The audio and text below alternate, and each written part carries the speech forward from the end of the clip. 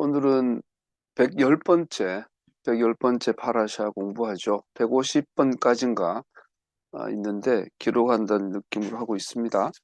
110번째는 지난 3주간에 이어서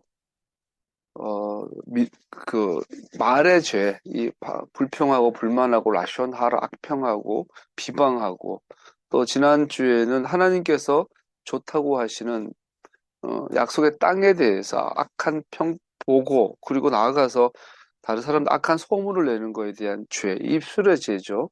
그러고 나서 14장이 이제 거기에 대한 전체 마무리가 되면서 결론이 믿음이 없어서 그렇다. 믿음 없음. 그래서 그 땅과 믿음이라는 제목으로 오늘 공부를 볼 겁니다. 그래서 오늘 공부가 우리가 믿습니다, 믿습니다 하는데 믿음이란 무엇인가? 믿음이란 건 무엇인가에 대해서 한번 돌아보기 하나 중요한 장인 것 같습니다. 믿음 없이는 하나님을 기쁘시게 해드릴 수 없다. 믿음이 있어야 하나님 살아계신 것과 하나님 찾는 자에게 상 주시는 것을 믿어야 할지니라. 뭘 믿느냐? 그리고 하나님께서 그 땅을 주신다고 했는데 그 땅에서 악평하는 걸 가지고 네가 나를 멸시했다. 반대가 되죠. 믿지 못하는 것. 믿는다라는 것은 지난주에 풀어준 것처럼 하나님과 같은 비전을 가지고 같은 목표를 가지고 같은 꿈을 가지고 같은 가치를 공유하고 그래서 그 꿈 때문에 지금 있는 것에서 만족하고 감사할 수 있는 것. 다른 사람하고 비교해서 만족하고 비교해서 불평하는 것이 아니라 하나님의 꿈을 향하여 달려가는 그 소신, 그 신념, 이게 믿음이죠. 그 믿음 때문에 먹는 것도 감사하고 입는 것도 감사하고 있는 것에서 자족할 줄 아는 여기에서 믿음이 시작되는 것, 결론을 내릴 수 있겠죠. 한번 살펴보죠. 내용이 길지만 빨리빨리 서둘러서 보겠습니다. 정찰꾼들이 그 땅을 정탐꾼들이 보고 보고를 할 때 그 땅에 대해서 반대하여 말하다. 그래서 이거를 의역을 하면 멸시하다, 경멸하다. 그 땅이 좋고 아름답다. 하나님께서는 그 땅은 좋고 아름답다. 너에게 주겠다. 내가 정말 너를 위해 준비한 땅이야. 라고 했는데 이 땅에 대해서 악평했고 나아가서 그 땅에 대해서 패배의식이 가득하도록 사람들 선동하고 악한 보고를 하고 악한 소문을 퍼뜨렸죠. 승리로 시작한 이 행진은 이제는 패배 두려움으로 멈추게 되었습니다. 심지어 적군들과 싸워보기도 전에 이미 전투에서 패배하였습니다. 스포츠나 전투는 심리전이죠. 경제도 심리라 그러는데 이긴다 하면 이기는 거고 진다 하면 지는 거죠. 백성들과 지도자들의 여기에 대한 반응도 갈립니다. 슬픔의 눈물은 금세 불평으로 바뀝니다. 와, 이제 다 죽었다 그러다가 불평하다가 보니까 선을 넘기 시작하죠. 우리를 여기서 왜 데려왔냐? 차라리 애굽에 놔두지. 다른 말로 말하면 왜 예수 믿게 해가지고, 왜 전도해가지고, 왜 교회 다니자 해가지고 이 꼴 이 모양이 되게 했냐? 차라리 예수 안 믿고 절에 다니고 우상 숭배하고 살 때가 낫다. 이 말과 같은 거죠. 그들의 불평은 모세와 아론을 향한 직접적인 것이었고 자신들의 생각을 보여주는 것이었습니다. 마음의 것들을 보여주는 것이었습니다. 이제 그들은 마치 모세와 아론이 국가의 존폐가 달린 사건을 정해놓은 자들인 것처럼 그들에게 현상하게 책임을 돌립니다. 다시 한번 그들은 전능하신 분의 주권적인 손을 잊어버렸습니다. 그 땅에 들어가기 목전에서 갑자기 이 시대의 고난은 약속의 땅에 들어가기 위해 요구된 싸움과 비교해서 받아들일 만한 것으로 보였습니다. 천국보다 지옥이 더 좋아. 이렇게 되는 거죠. 애굽에서 차라리 죽었다면 이렇게 하죠. 우리 속에서 나오는 것들이죠. 우리는 우리의 영적인 전투에서 이와 같은 투쟁들을 만나게 됩니다. 하나님께 영광 돌리고자 하는 마음을 먹고 그의 길로 행하면 새로운 어려움들과 힘든 싸움들을 만나게 됩니다. 우리가 하나님의 토라가 모든 세대의 그의 백성을 위한 하나님의 뜻이라는 것을 믿게 되면 우리는 주류를 이탈하게 되며 우리의 주인이신 예수와께서 따르신 것처럼 토라의 길을 발견하고 이해하고 행하는 것을 구하게 됩니다. 오늘날에도 그렇죠. 우리가 믿음으로 눈이 열려 하나님의 말씀, 하나님의 나라와 봤더니 하나님의 토라와 하나님의 절기가 보여요. 그래서 토라와 절기를 회복하려고 하면 우리는 주류에서 이탈할 수밖에 없고 많은 장애물들을 받게 된다라고 말하고 있죠. 때로 그 비탈길은 너무 경사가 심하여 과연 평지를 발견할 수 있을지 의심이 들게 됩니다. 멈추고 싶은 유혹을 받을 수 있고 주류로 돌아가고 싶어지기도 합니다. 제가 정말 솔직하게 수백 번도 돌아갈까? 장로 통합으로 돌아갈까? 어디 시골 교회 농담 삼아 해봤어요. 시골에 있는 목사 친구들한테 야 어디 시골 교회 어디 자리 빈 데 없어? 나 좀 소개해봐. 반 농담이죠. 또 반 진담이었어요. 힘들어요. 돌아가는 것과 언덕을 내려가는 것이 분명 더 쉽습니다. 국가 이스라엘은 두 개의 실패 행진을 멈추게 됩니다. 그 땅을 취하는 것은 믿음의 행위라는 것에 실패합니다. 두 번째, 하나님의 명령에 복종했을 때 받을 하나님께서 약속하신 축복에 감사하는 것에 실패했습니다. 그 땅을 감당할 수 없는 군대들이 장악하고 있다는 것을 의심할 바가 없고 도시는 요새화되었고 키가 큰 거인 전사들이 그곳에 있었습니다. 하지만 믿음은 하나님을 그 거인들보다 더 크게 보는 것이었습니다. 믿음은 하나님이 누구신지에 대한 기초로 돌아가는 것이지 사람이 지닌 능력이나 힘에 두는 것이 아닙니다. 간단히 말하면 믿음은 극복할 수 없는 문제들로 보이는 것들과 상관없이 그가 약속하신 것을 성취할 수 있는 그의 능력을 믿는 것입니다. 그의 약속을 믿는 것입니다. 믿음은 믿음의 하나님을 붙잡고 그의 능력이 안식하는 것입니다. 또한 신실한 가운데서 분명히 드러납니다. 그래서 신실함이란 비록 우리 자신의 계획이 더 좋아 보일지라도 하나님의 방법을, 하나님의 길을 따르는 것을 의미합니다. 그래서 신실함이란 하나님께 먼저 복종하고 그 결과를 하나님의 손에 두는 것을 의미합니다. 믿음과 신실함은 같지만 조금 다르죠. 믿음이라는 것은 하나님을 보는 것이지만 신실함이라는 것은 내 방법보다 하나님의 방법, 나의 시간보다 하나님의 시간을 보고 기다리는 것을 말하죠. 그래서 동전의 양면 같습니다. 믿음에는 동전 양면의 모습들이 있죠. 이스라엘은 싸울 필요가 있었고 그 땅을 정복하기 위해 자신들의 모든 군사적 능력을 사용할 필요가 있었습니다. 믿음은 그 땅을 주신다고 약속했는데 이것을 믿는다면 첫 번째, 실제로 준비를 해야죠. 전투력 무기도 만들고 전투 준비도 하고 군대 정비도 하고 올로 말하면 성공하고 싶으면 공부를 해야죠. 대학도 가야죠. 기술도 쌓아야죠. 실력도 쌓아야죠. 콩을 수확하고 싶으면 콩을 심어야 되는 거죠. 이게 한쪽의 양면이라면 또 다른 면에서는 믿음의 면이 있죠. 믿음의 또 다른 면은 그들은 전능하신 분께서 약속하신 신적 도움을 경험했을 것입니다. 하나님의 기적적, 초자연적 능력이 또 같이 가야 돼요. 이게 믿음이죠. 믿음은 우리의 해야 될 역할과 하나님의 역할이 양면처럼 붙어 있죠. 우리 또한 하나님의 약속에 믿음을 두어야 합니다. 그렇게 하면 우리는 우리 자신을 신실한 제자가 되는 훈련으로 단련해야만 합니다.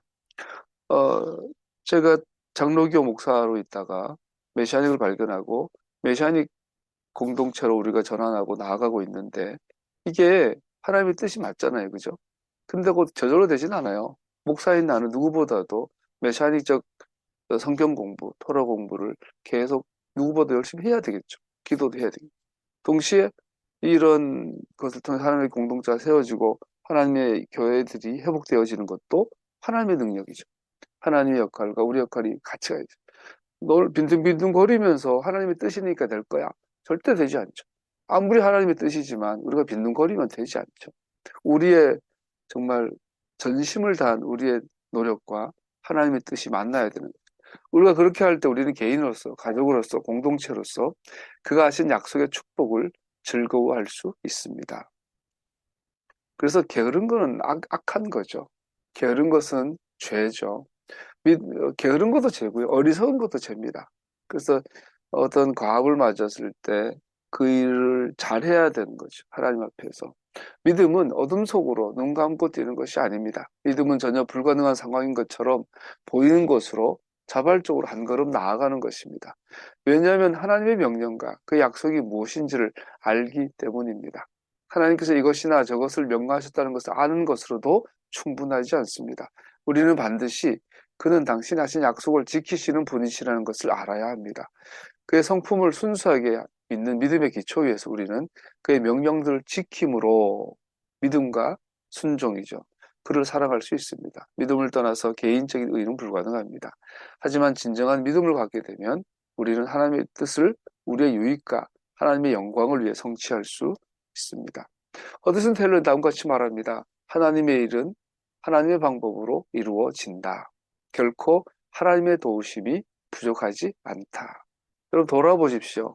내가 살아가는 이유가 하나님의 뜻입니까? 하나님의 목적을 향해 가고 있습니까? 아, 그렇다면 하나님의 방법으로 우리는 최선을 다해서 살아가야 합니다. 그러면 하나님의 도우심이 부족하지 않을 겁니다. 만약 하나님께서 우리에게 특별한 일을 이루라고 명하셨다면 그는 또한 그 여정 가운데서 극복하기에 불가능해 보이는 장애물들도 허락하십니다. 그것은 하나님께서 그가 우리에게 무엇을 명하셨다면 그것은 우리가 불가능한 일을 직면했을 때 하나님께 복종할 수 있는 길들을 내실 것이라는 것을 믿으며 하나님을 신뢰하는 믿음을 경험하기를 기대하시는 바로 그 시간인 겁니다. 이런 식으로 우리가 그 임무가 완성되었을 때 우리는 하나님께서 우리에게 명하신 것을 행하는 능력을 주심으로 비참한 실패 없이 그것을 이루게 하심으로 하나님께서 승리를 이루셨다는 것을 확실하게 알게 됩니다. 나이가 들어가면서 제일 두려워하는 게 죽음이에요. 죽는 건 두렵지 않아요. 죽음 자체는 저는 별로 안 두려워요. 그런데 비참하게 죽을까 봐. 내가 태어나서 목사로 살았는데 목사로서 비참하게 죽을까 봐. 그게 가장 두려워요.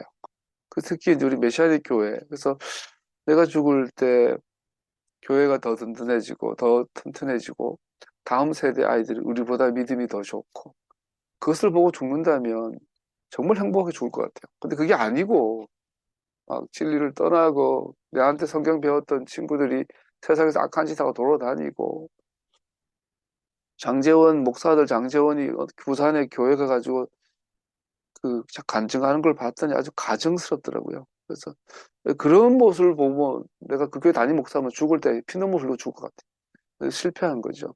죽음에 대해서 비참한 실패 없이 우리 인생의 마무리되기를 축복합니다.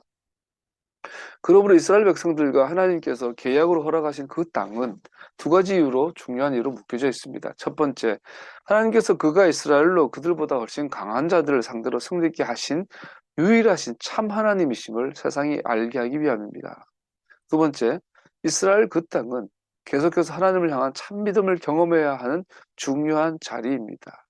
두 가지예요. 하나는 이스라엘의 이러한 전쟁을 통하여서 하나님이 참 하나님이심이 증거되어야 된다라는 것. 또 하나는 이스라엘 그 땅이 우리의 믿음의 굉장히 중요한 기준이라는 것. 믿음의 기준은 이스라엘입니다, 여러분. 예수님이 믿음의 기준이라 그러는데요. 맞는 말이지만 부족해요. 예수님께서 왜 죽으셨어요? 제자들이 예수님 돌아가시고 나서 처음에는 막 얼떨결이 아니지만 뜨거워져가지고 예수님의 부활을 증거했어요. 예수 다시 사셨는데 이게 복음이었어요. 어쩌면 예수 믿으면 예수 믿고 구원받으세요가 복음이잖아요. 전도잖아요. 근데 그때는 그게 아니었어요. 예수 부활하셨네. 이게 전도였어요. 그런데 시간이 좀 지나고 나서 그들의 캐리그마, 그들의 복음이 바뀝니다. 전도가 바뀝니다. 뭐로 바뀌냐면 하나님의 나라의 복음으로 바뀝니다. 하나님의 나라를 전하는 것이 전도였어요. 그게 주 예수를 믿으라는 뜻이었어요. 하나님의 나라가 뭡니까? 그게 이스라엘이잖아요. 하나님의 나라를 이스라엘이라고 표현하잖아요. 그래서 이스라엘의 회복을 위해서 죽으신 분이 예수님이고 그게 십자가 사건이잖아요. 그래서 예수님의 십자가의 사건을 감사함으로 믿어지고 믿는 것은 이스라엘의 회복을 믿는 거예요. 그래서 이스라엘 그리고 그 이스라엘과 저 땅은 묶여 있어요. 그 땅에 대한 태도가 믿음의 기준이 됩니다. 굉장히 중요합니다. 그리고 이것을 향하여 가서 마지막에 승리하는 모습을 통하여 하나님의 살아계심이 증거되는 것이 또 여전히 믿음의 열매입니다. 여러분과 저는 어차피 살아야 돼요. 태어났어요. 여러분 의지적으로 태어난 사람 없잖아요. 태어난 거잖아요. 어차피 살아야죠. 우리 앞에는 사냐 죽느냐 둘 중에 하나예요. 그거 100% 죽어요. 그러니까 그렇기 때문에 우리에게 죽느냐는 문제가 되지 않아요. 우리에게는 사느냐라는 문제가 남아있어요. 그렇다면 어떻게 사느냐, 무엇을 위해 사느냐가 우리에게 모든 인간에게 주어진 가장 중요한 과업이 되죠. 누구는 명예를 위해서, 권력을 위해서, 성공을 위해서, 부를 위해서, 욕망을 위해서 살아요.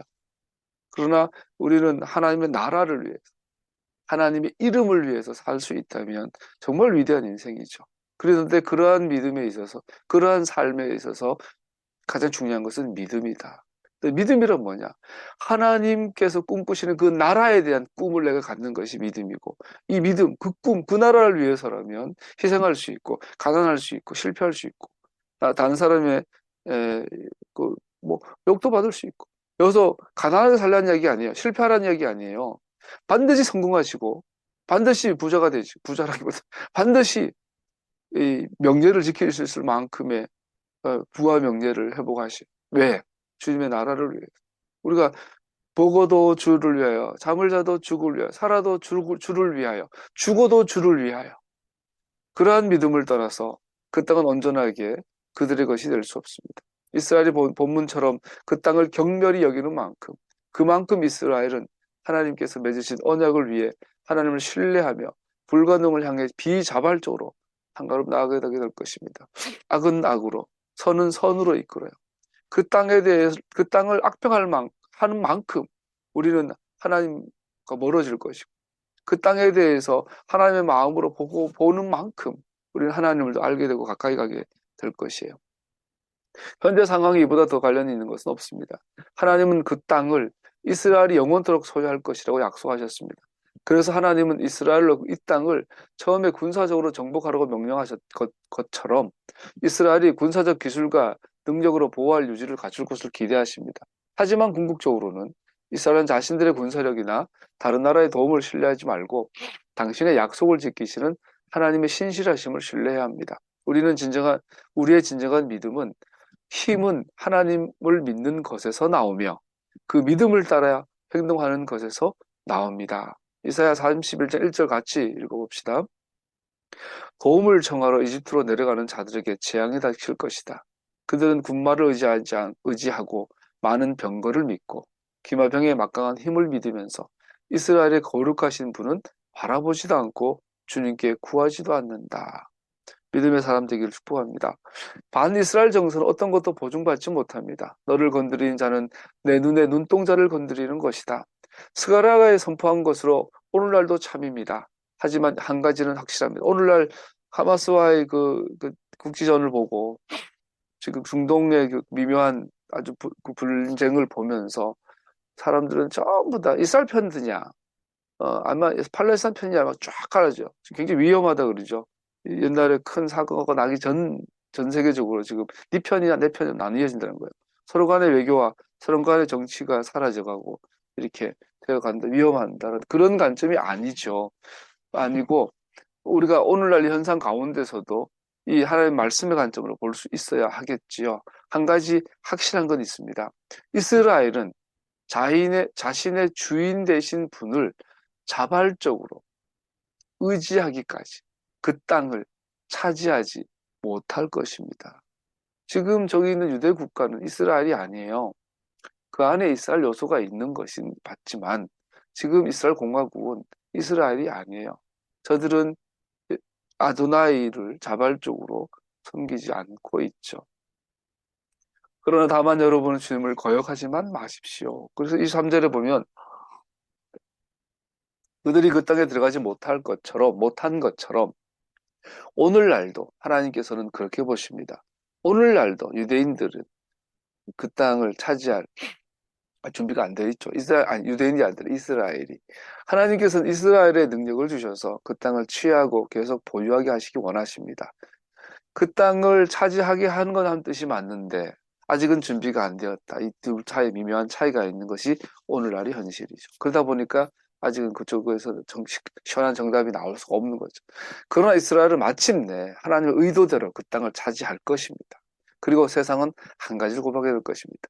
그러나 마침내 이스라엘은 유대의 국가가 아니라 시오니스트가 아니라 이스라엘, 하나님의 나라로서 이스라엘은 그 땅을 차지하게 될 것입니다. 결국에 궁극적으로. 그러고 나서 이런 것을 고백하게 될 것입니다. 이스라엘의 하나님은 위대하시다. 이스라엘이 위대한 말이 아닙니다. 두 번째, 이스라엘의 하나님께서 믿음을 두는 하나님께 이스라엘의 하나님께 믿음을 두는 자들은 그의 언약의 열매를 받을 것입니다. 왜냐하면 그들은 불가능한 기이한 일을 만났을 때 승리하기 때문입니다. 다시 말씀드리지만 믿습니다. 예수 믿고 구원받습니다 했을 때 그 믿음의 근거가 뭐냐면 이스라엘의 하나님이에요. 이 말이 굉장히 중요한 말인 것 같습니다. 기독교의 신학의 위대한 점이 많죠.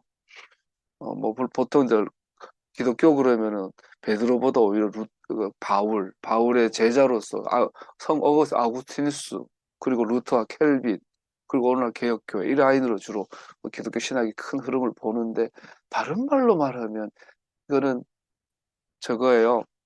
가스라이팅이에요. 루터의 가스라이팅에 당한 게 되게 많죠.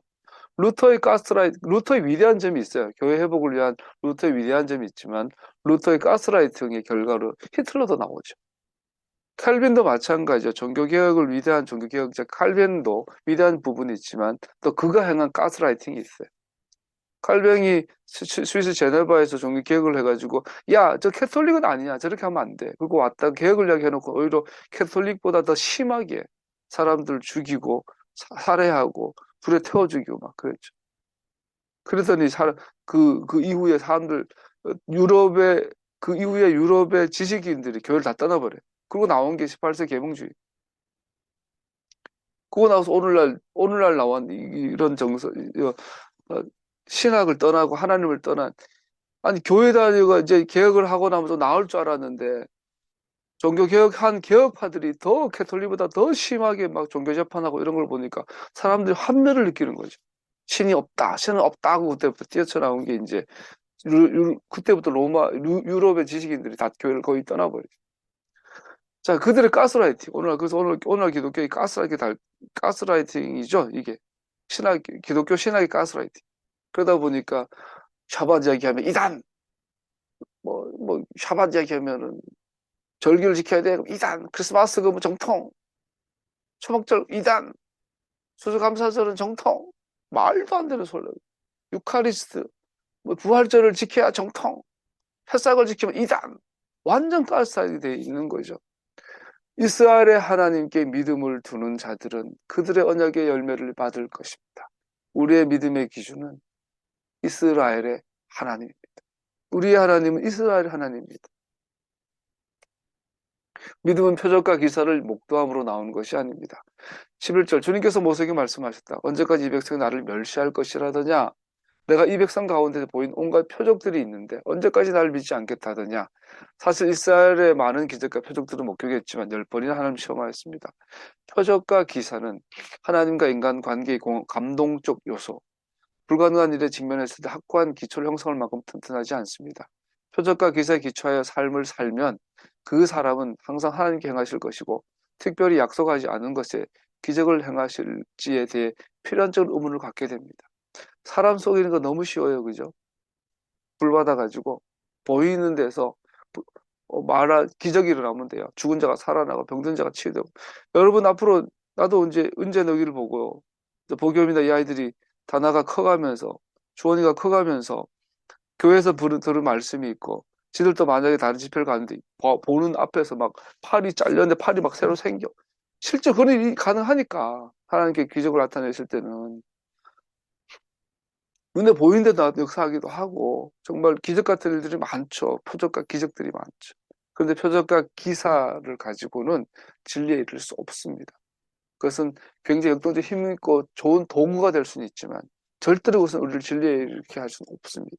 그런데 젊은 아이들이 그런데 보면 젊은 아이뿐 아니죠. 혹 가죠. 이렇게 넘어가게 되는 걸 필요하지만 되게 위험한 거죠. 감동이 아니라 감정이 아니라 하나님의 토라에 대한 바른 지식을 통해 하나님의 뜻에 헌신하는 것이 믿음으로 사는 삶의 확고한 기초를 만듭니다. 믿음이란 표적과 기적, 감정과 감동이 아니라 하나님의 토라에 대한 바른 지식을 통해 하나님께 헌신하는 것이 믿음입니다. 그래서 우리가 과거 80년대, 90년대, 2000년대 돌아가면서 그 뜨거운 경배와 찬양, 그 뜨거운 표적과 기사, 그 뜨거운 예언 운동들, 그 뜨거운 부흥회, 그 뜨거운 기도원 운동들을 다 지나가지고 결국은 극우 기독교가 되어버린 한국 기독교. 왜 그럴까요? 토라의 바른 지식에 기초하지 않았기 때문이죠.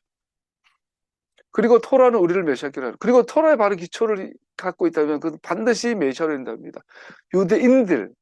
유대인들이 실수는 거죠. 토라를 공부하면 메시아로 가야 되는데 토라를 그렇게 몇천 년 공부했는데 메시아를 못 보게 됐죠. 여러 이유가 있겠지만 자기들도 잘못했고 또 반유대주의 정서에 방발감도 있었을 것이고 토라는 우리를 메시아께로 인도합니다. 그렇게 해서 토라에서 그 기초를 발견한 믿음은 토라에서 예수와와 그의 나라를 발견한 그 믿음은 하나님의 모든 약속의 최종적인 구현이신 하나님의 메시아를 온전히 붙잡게 될 것입니다. 그래서 유대인들이 이 메시아를 발견했을 때 진정 그 땅이 이스라엘이 될 것이에요. 과연 그는 진정한 믿음을 둘 바로 그곳에 있습니다. 39절에서 45절로 넘어가면 또 다른 중요한 교훈이 있습니다. 잃어버린 승리는 다시 얻을 수 없습니다. 이들이 하나님께 불평을 해서 하나님께서 다 없애버리게 됐을 때 모세 중간에 중보 기도하죠. 그래서 용서해 주세요 할 때 이 용서는 죄를 없애준 용서가 아니에요. 이스라엘을 없애는 것은 취소하겠지만 내 앞에서 얘네들은 죄가를 받아야 될 거야. 용서는 반드시 죄가를 받아야 되는 것이 용서입니다. 이거 항상 그렇지는 않습니다만 하나님은 두 번째 기회 하나님임을 알기 때문입니다. 하나님은 우리 두 번째 기회를 주십니다. 그러나 죄를 짓고 나면 그 죄를 용서해 주시지만 그 죄를 무시하진 않습니다. 그의 죄의 결과를 반드시 우리는 책임져야 합니다. 하나님께 용서받았더라도 우리는 반드시 그 죄의 결과를 책임져야 합니다. 사람을 죽였다면 나는 사형 당해야 합니다. 남의 것을 훔쳤다면 하나님께 용서를 받았다 하더라도 그 사람한테 반드시 배상하고 120% 배상해야 합니다. 못한다면 감옥에 가서 10년 썩어야 합니다. 그것이 용서입니다. 오늘날 그 음성을 듣거든 마음을 강팍하게 하지 말라. 백성들이 믿음으로 하나님께 순종하는 것은 놓친 것은 그들은 필연적으로 그들의 그 약속을 상실할 것입니다. 거짓말하지 않으신 하나님은 믿는 믿음에 대한 증인으로 우뚝 서 있는 그 땅은 이제 영원히 그들에게서 멀어집니다. 그들은 광야에서 죽을 것이고 역사 속에서 하나님의 약속을 믿지 못한 세대로 창조주께서 그들을 위해 예비해 두신 안식으로 들어가지 못한 세대로 전해질 것입니다. 문제는요, 이들은 용서받은 사람들이라는 거예요. 하나님은 분명히 그들을 40년 동안 광야에 방황하게 할 것이고 그들이 그렇게 원하던 바로 그 땅은 영원토록 그들에게서 멀어집니다. 그렇게 그 땅은 다음 세대를 기다리게 됩니다. 용서받았어요. 지옥 같단 말이 아니에요. 용서받았지만 그들의 죄의 결과로 그 땅, 실제적으로 물리적으로 그 땅에 들어가는 것은 영원토록 못하고 죽어요. 또 본문의 다음 파라샤가 희생제사법, 할랄, 샤밧방, 그리고 속죄제사 규정, 샤밧의 구별을 반복하는 것은 주목할 필요가 있습니다. 메시아를 거절하는 것이 가장 큰 죄로 취급받는 것은 이 이유 때문입니다. 왜냐하면 하나님의 모든 명령들은 그를 가리키고 있기 때문입니다.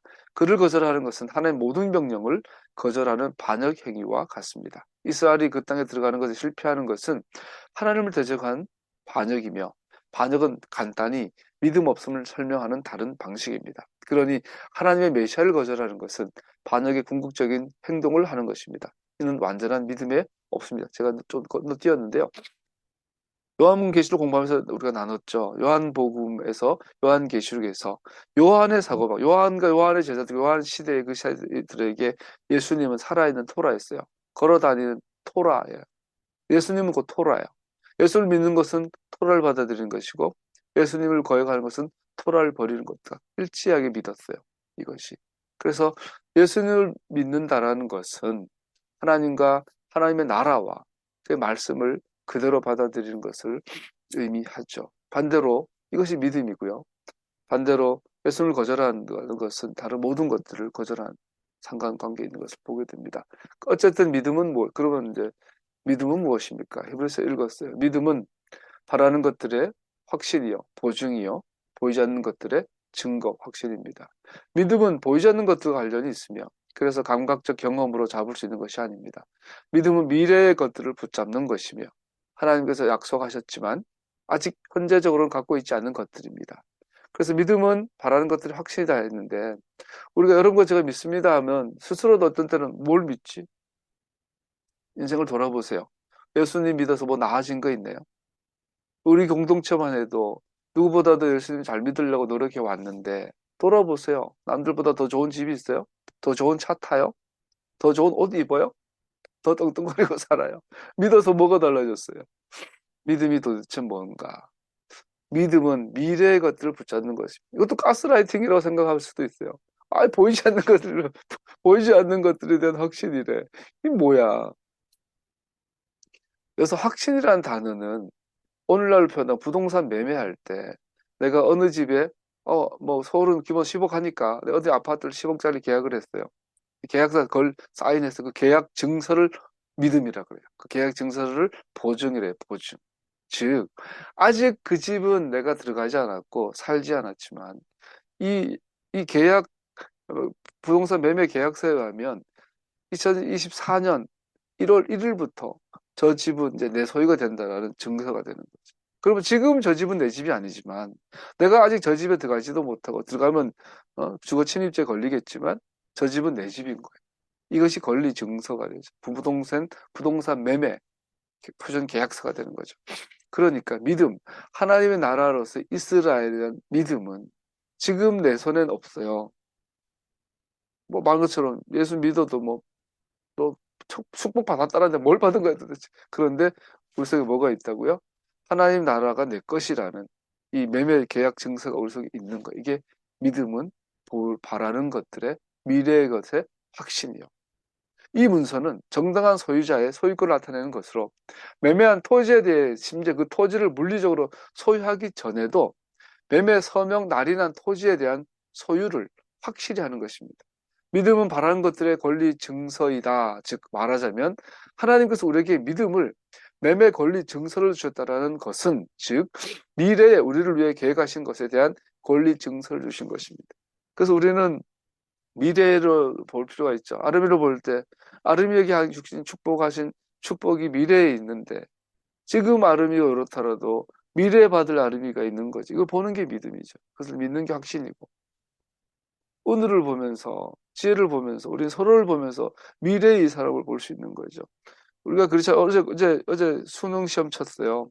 우리 어릴 때, 저 어릴 때 서울대는 물론이고 연세대만 붙어도 우리 시골에 막 플래카드 쫙 걸리죠. 막 판검사 되면은 막 군수가 뛰어가지고 막 밥 사주고 막 그러죠. 쫙 걸려. 합격했어요. 수능 시험 치였어. 우리 때는 학력고사 시험 쳤는데 와 서울대 법대 합격했다. 그러면은 이제 소문이 확 돌아요 시골에. 아직 학생도 아니야. 합격증도 아직 못 받았어. 점수만 그 나온 거야. 입학도 안 했어. 학생증도 없어. 그런데 이미 걔는 서울대생이야 이미. 이 말도 창피하네요. 서울대 법대가 얼마나 무식하고 세상을 망치는 그 악의 소굴이 돼버린 지가 한참이 돼가지고 이제 서울대 법대가 뭐 수치가 됐는데 명예로운 게 뭐가 있을까? 하여튼 뭐 좋은 거가 있는데 아직은 없는데 그 사람은 이미 그거죠. 어, 대통령 당선되고 나면 당선증만 갖고 있는데 아직 취임도 안 했지만 그 사람은 이미 대통령이죠. 이 믿음의 권리 증서. 여러분과 우리 서로를 바라볼 때도 그러한 믿음 보기를 축복합니다. 거울 앞에서 자기를 바라볼 때도 지금에 있는 나를 보면서 좀 자격지심 갖거나 힘 빠지지 마시고 미래의 나를 보십시오. 내 속에 어떤 권리 증서가 있는지. 어, 이게 믿음이라는 거예요. 하나님께서 내게 약속하신 것이 있다. 그것은 내 거다. 최소한 하나님의 나라는 나의 것이다. 이 믿음이 있기를 축복합니다. 그래서 내가 이 땅에서 왜 사나, 왜 돈 버나, 왜 고생하나, 하나님의 나라를 향하여. 저는 요즘 새벽마다 낯선 동네를 뛰어다녀요. 정말 둔해요. 젊은 친구들이 30개 할 동안 저는 10개를 1시간 동안 나 사람들 3, 40개 한다. 저는 1시간 동안 막 열심히 뛰어보니까 20개까지 했어요. 어제 보니까. 아, 답답합니다. 내가 이렇게 둔하고 이게 둔틱한지 몰랐어요. 새벽에 낯선 집을 뛰어다니고 번지를 찾아다닐 때 한면에서는 뭐야 이 인생이 초라해. 그러다 또 한면으로는 나는 하나님 나라를 향해 뛰고 있어라고 생각을 하고 스스로를 다잡는 거죠. 이것이 믿음이라고 저는 생각합니다. 여러분도 믿음으로 순간순간 이겨내시고 스스로 가스라이팅 하라는 게 아니라 진짜 믿음으로 술 취하지 않고 맨정신 상태로서의 믿음을 가지고 살기를 축복합니다. 믿음은 두 번째 보이지 않는 것들의 증거라고 했습니다. 보이지 않는 것들, 믿음의 행동으로부터 나오는 내면이나 영적 형상을 설명한 단어입니다. 믿음은 보이는 것에 기초하지 않고 하나님이 하신 말씀에 기초하여 알의 정도를 산출합니다. 지금 봐서는 몰라요. 그러나 하나님께서 오시면 여러분과 저에게 상을 내리실 거예요. 근데 그 상으로서 우리를 판단하라는 거죠. 그 상으로서 나의 가치를 매기라는 거예요. 지금의 내 모습으로 가치를 매기지 말고, 다시 말씀드리지만 목록해져서 가스라이팅 당해가지고 게으르고 나태해가지고 잘 먹고 게으르고 나태해가지고 못 살면서도 나는 믿음으로 하나님 나를 갖고 있었다고 스스로 가스라이팅 하지 마시고, 게으르고 나태하면 부지런하고 공부하고 실력을 쌓아서 더 잘 살도록 노력하시면서, 그러나 이것보다 더 좋은 것이 있어, 더 좋은 것이 있어라고 꿈꾸면서 기죽지 마시고 반갑게 사시고, 또 하나 믿음으로 사는 게 제일 중요한 게, 여러분, 장래 세계를 바꾸시죠. 최근에 우울증 조사하는 분들이 그러더래요.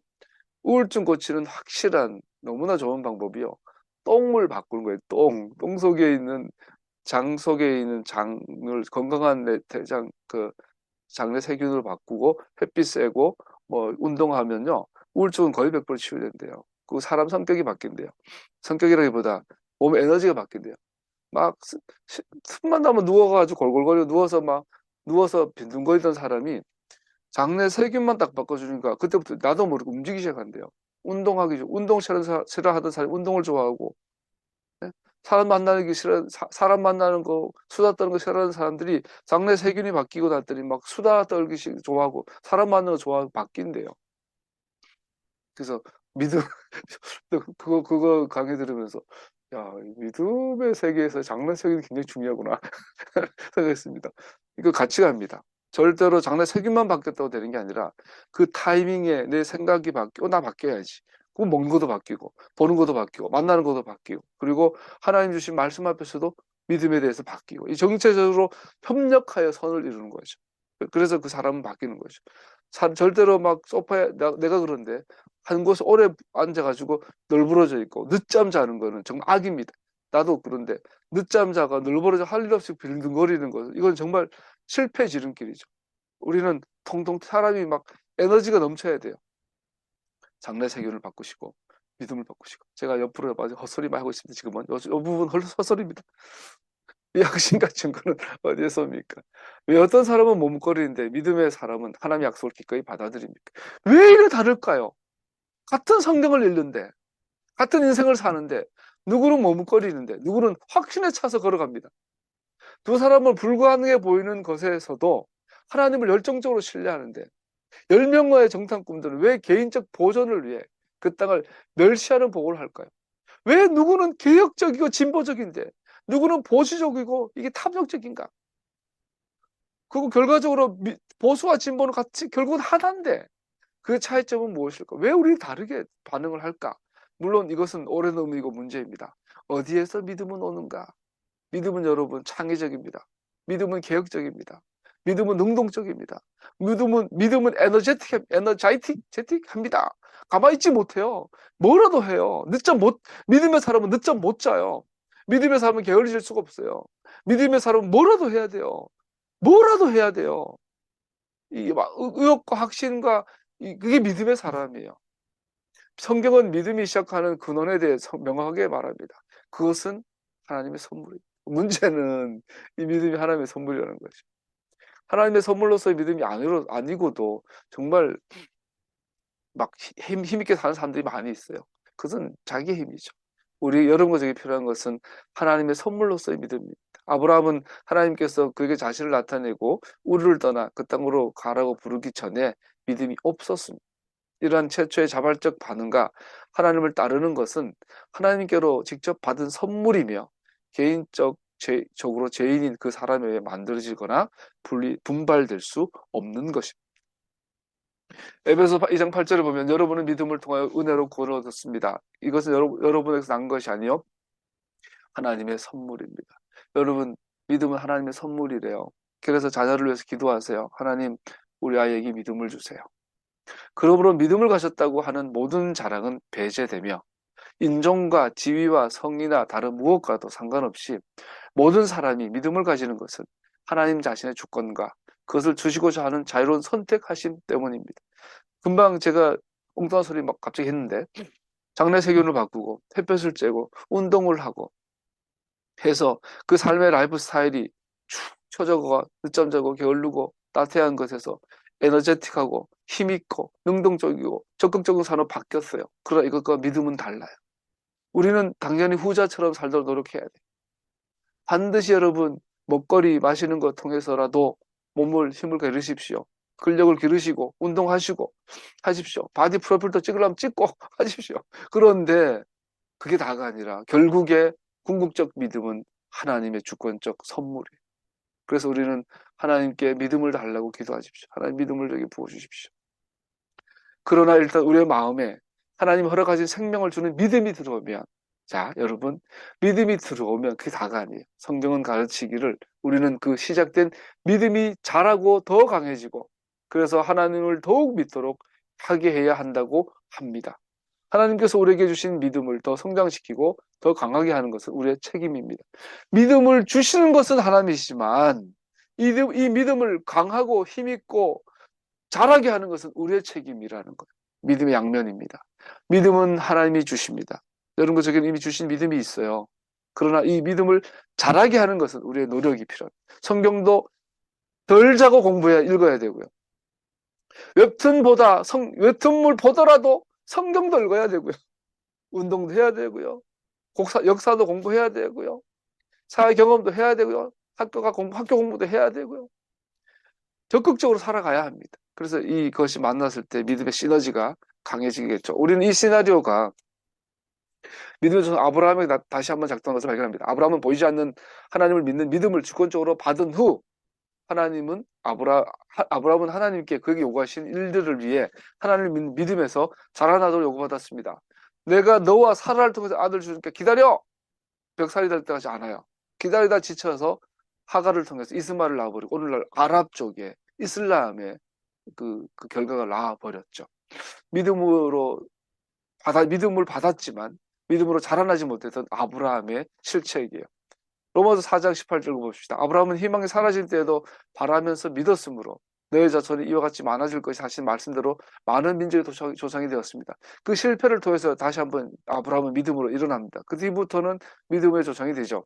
그는 나이가 100세가 되어서 자기 몸이 죽은 것이 나름없고 또한 사라의 태도 죽은 것이 다름없는 줄 알면서도 그는 믿음이 약해지지 않았습니다. 그는 하나님의 약속을 믿고 의심하지 않았습니다. 오히려 그는 믿음이 굳세어져서 하나님 영광을 돌렸습니다. 하나님께서 아브라함에게 먼저 믿음을 주셨고 이제 아브라함은 하나님께서 그의 믿음을 자라나도록 하시는 것에 하나님의 동력자가 됩니다.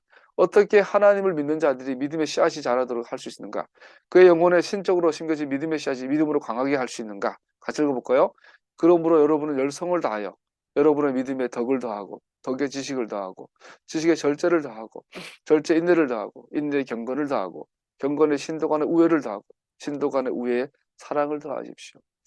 믿음은 씨앗으로 옵니다. 여러분과 저는 이 씨앗을 덕으로, 지식으로, 절제로, 인내로, 경건으로, 형제 우애로, 신도 간의 우애의 사랑으로 이 믿음을 자라게 해야 합니다. 베드로가 말하고 있는 것은 토라에 순종하는 삶을 말하는 것입니다. 즉 이것을 한마디로 요약하면 토라에 순종하는 삶을 통하여 믿음을 자라게 하여라.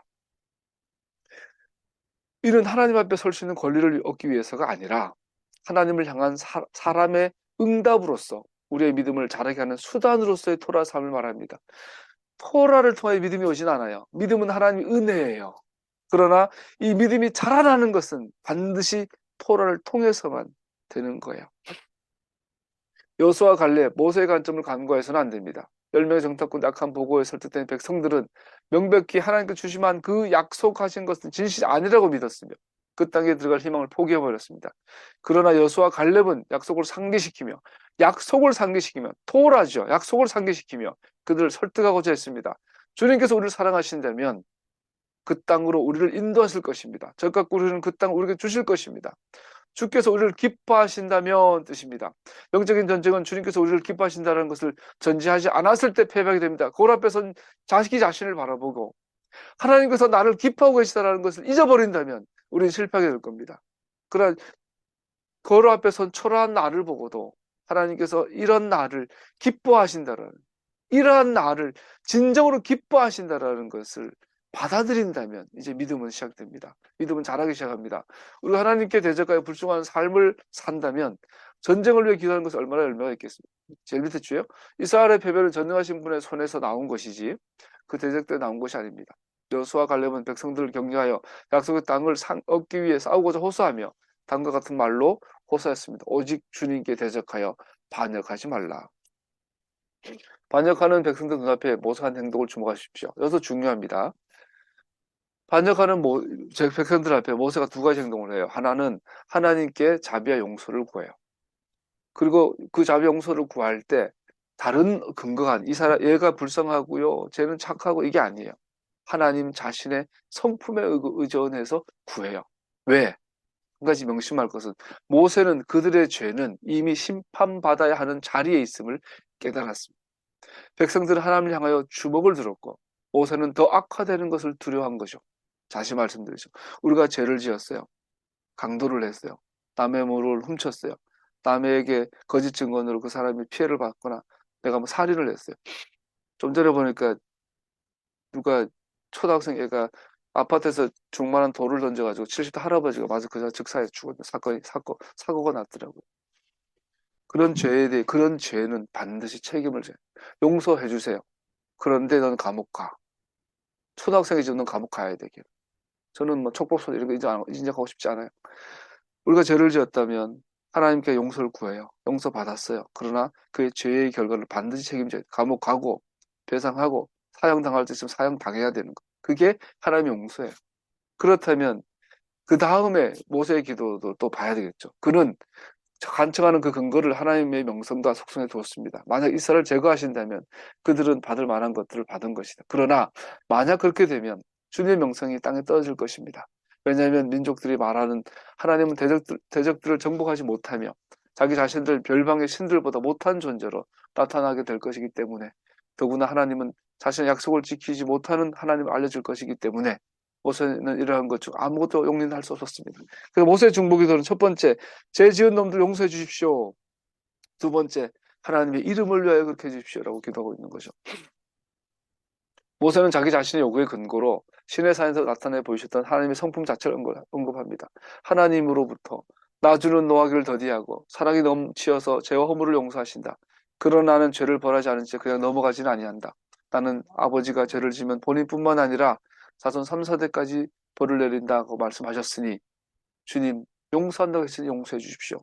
이렇게 말하는 거죠.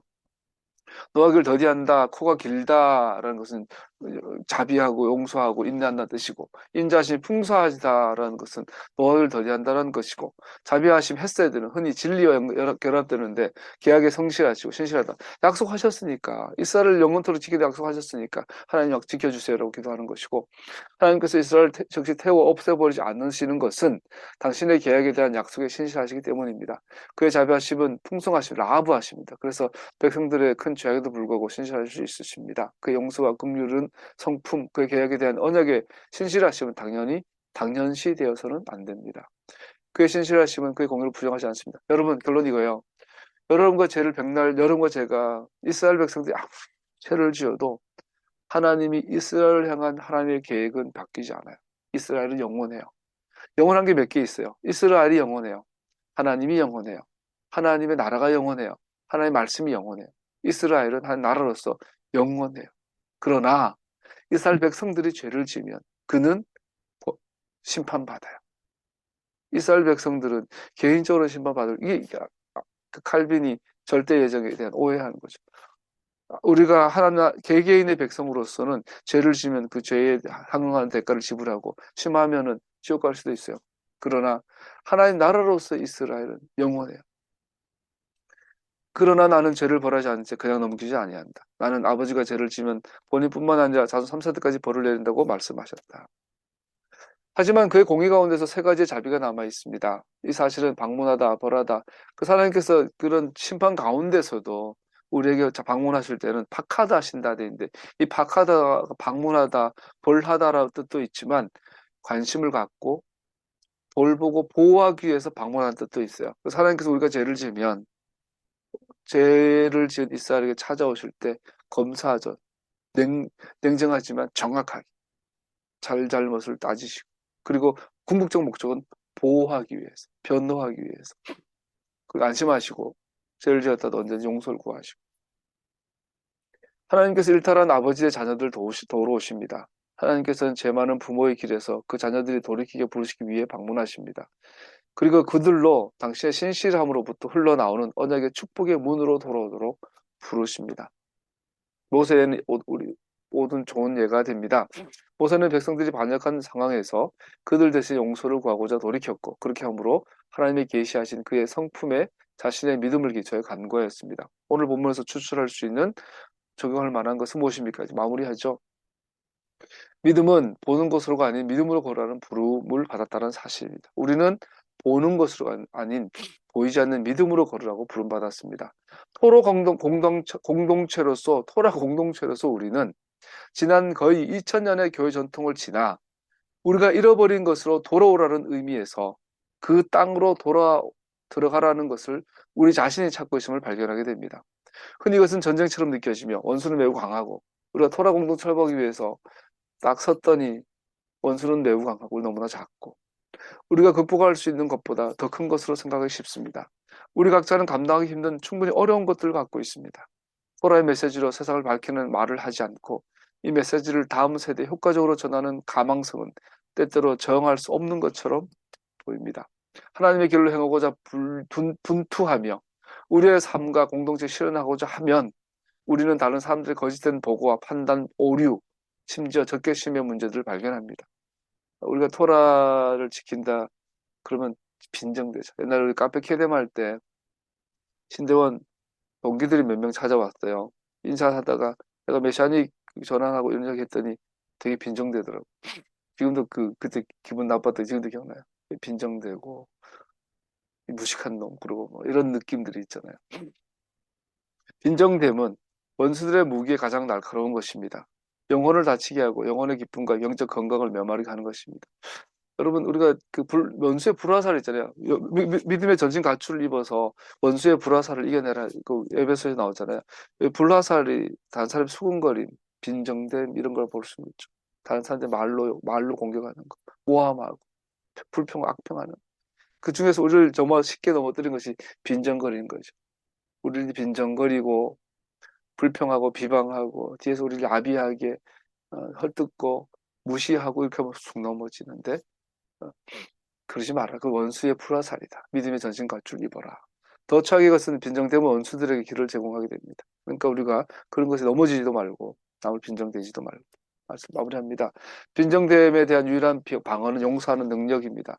용서하는 능력은 하나님께 공격의 원인을 고하고 하나님께 공격의 원인을 고하고 그의 길이 완전함을 신뢰하며 그가 궁극적이고 최종적인 심판하신 분이심을 믿고 용서하는 힘입니다. 용서의 첫 번째 단계는 우리로 비방하는 것들을 하나님의 손에 맡기고 두 번째, 우리 각자가 하나님의 용서를 받은 자들인 것을 깨닫는 것입니다. 주님께서 가르쳤어요. 적게 용서받은 자는 적게 용서한다. 그리고 많이 용서받은 사람은 많이 용서한다. 오직 우리가 우리의 죄에 대해 하나님 용서를 경험하였을 때만 우리는 기꺼이 우리를 대적해 죄 짓는 사람들을 용서할 수 있습니다.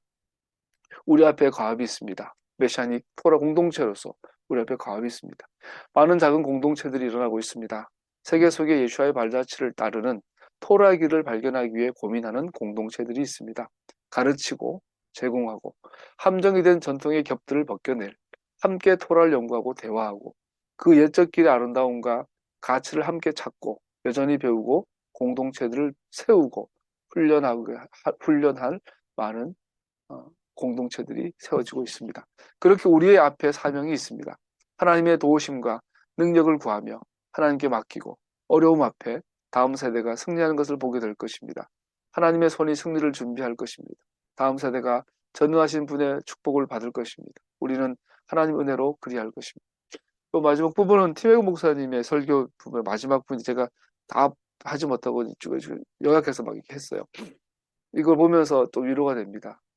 티웨그 목사님도 전 세계에 이렇게 작은 토로 공동체들이 세워지고 있는 것을 보고 이런 과업들을 하고 있구나. 그 덕분에 그런 분들의 가르침을 받아서 남겨진 자료와 교훈들, 과제들을 받아서 우리 교회도 토로 공동체로 가고 있잖아요. 우리도 우리가 할 수 있는 한 이런 과업에서 우리도 세워지지만 다른 어딘가에 더러움부터 세워지도록 섬기는 교회로 공동체로 우리도 자라났으면 좋겠습니다. 하나님 은혜로 우리는 그렇게 될 것입니다.